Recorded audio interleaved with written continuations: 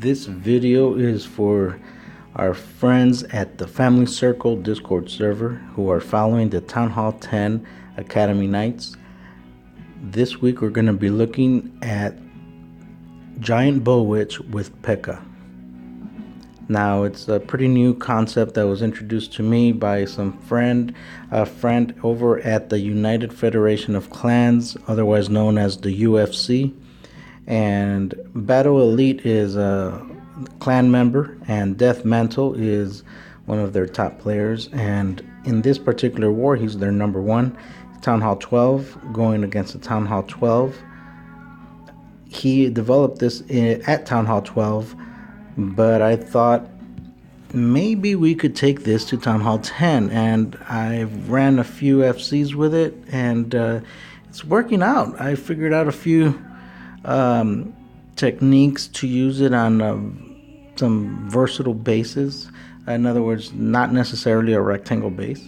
Here we're looking at a Town Hall 12 current meta base filled with valleys and halls and stuff, and still he's able to make it work. Let me see if we can get this going. Watch how he's dropping his troops. We're going to do it the same way at Town Hall 10. You're going to see some giants come down at the corners, followed by witches and bowlers and pekka.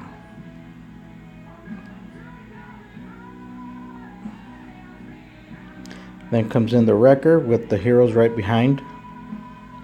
He's got one freeze, no poison at Town Hall 12, and Town Hall 10 I'm using a poison and a freeze.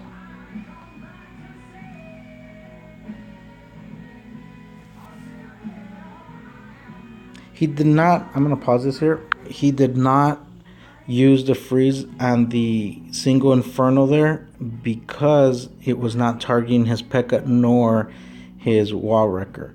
So that's why he kept the freeze in his back pocket.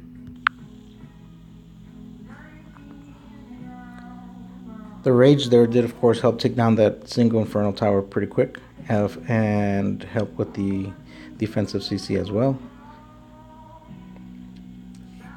You're going to drop the spells pretty much just as you would with any Gibowitch, but try to keep an eye on those pekka. You want to keep them up. If you could use a heal on them while also covering other troops, that would be ideal.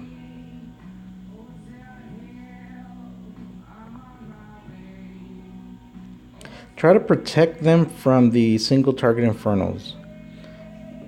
The first inferno usually goes down pretty quick, but the second one might be harmful not just to your heroes but also to your pekka.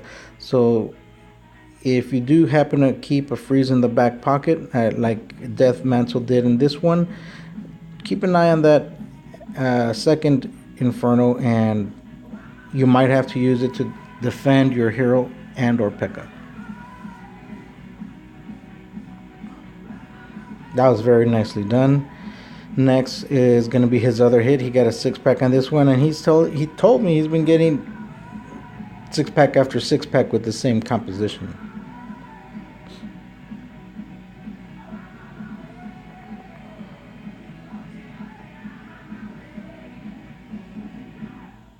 Corner Town Hall, and he's still coming in from a side, not from a corner. Troop deployment was very similar.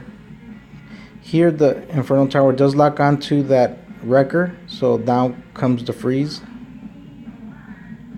to keep that wrecker going. Like any Gibowitch, you do want some troops in the flanks.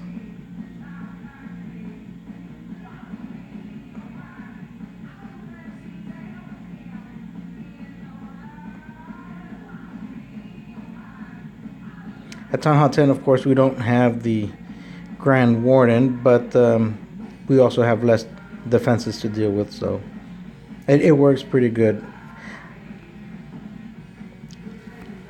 I'm not going to go ahead and show you some attacks at Town Hall 10 because I don't have them. I did FCs and don't want to burn my clanmates' bases at this point, but you're gonna do it pretty much like you see in this video. It's gonna be the same thing.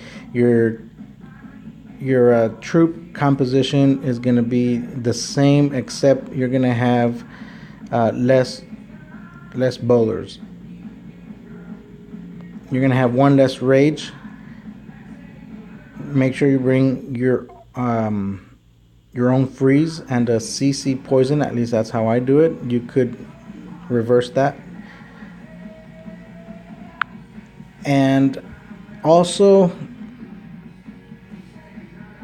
let me see what else. CC is gonna be the same. You're gonna take a jump. You're gonna have one less heal and one less rage. So it'll be 2 rage, 1 heal, 1 jump, camp freeze, and CC poison. I did bring less witches. I believe I brought, because from 10 to 12 it's going to be 40 camp space difference. I believe I brought 6 witches and about 13 bowlers and the 2 pekka, and that worked very well for me. I had 4 spaces left, so I used a whiz, and I used a wizard on the flanks to support whichever side looks like they could benefit the most from it. And so that's about it. I hope this helps, and I hope to see you at our next Town Hall 10 Academy every Thursday at 10 p.m. Eastern.